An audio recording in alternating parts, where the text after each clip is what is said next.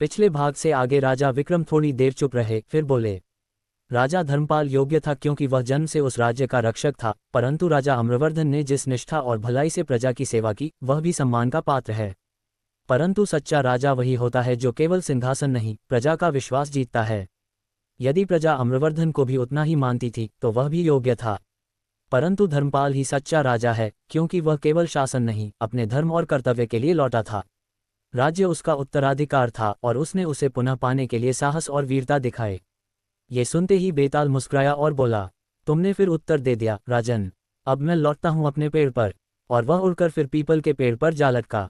अब मैं आपको विक्रम बेताल की अगली रहस्यमयी और रोमांचक कहानी का विस्तृत वर्णन सुनाता। प्राचीन समय की बात है।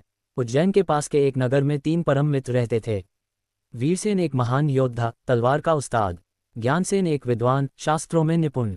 धनसेन एक व्यापारी पुत्र, बहुत धनवान। तीनों बचपन से साथ पले बड़े थे। उनका एक वचन था, हम जीवन मरण में साथ रहेंगे। घटनाक्रम की शुरुआत। एक दिन नगर के राजा की पुत्री राजकुमारी सुरभि एक मेले में आई। तीनों मित्रों ने उसे देखा और तीनों को उससे प्रेम हो गया। पर उन्होंने वादा किया, हम आपस में झगड़ेंगे नहीं। जो सबसे योग्य होगा वही उसका हाथ मांगेगा। राजा ने घोषणा की, जो मेरी पुत्री को अग्नि राक्षस से बचाएगा वही उसका वरण करेगा। तीनों मित्रों की भूमिका। वीरसेन तलवार लेकर अकेले राक्षस से लड़ने गया। ज्ञानसेन ने मंत्रों से राक्षस की शक्ति कम की। धनसेन ने अपने पैसों से रथ, अस्त्र शस्त्र और सैनिकों की व्यवस्था की। आखिरकार तीनों की मदद से राक्षस मारा गया और राजकुमारी सुरक्षित लौटी। दुविधा और प्रश्न। अब राजकुमारी ने अपने पिता से कहा, इन तीनों ने मेरी रक्षा की, लेकिन मैं किससे विवाह करूं? राजा सोच में पड़ गया। उसी समय बेताल ने राजा विक्रम से प्रश्न पूछा।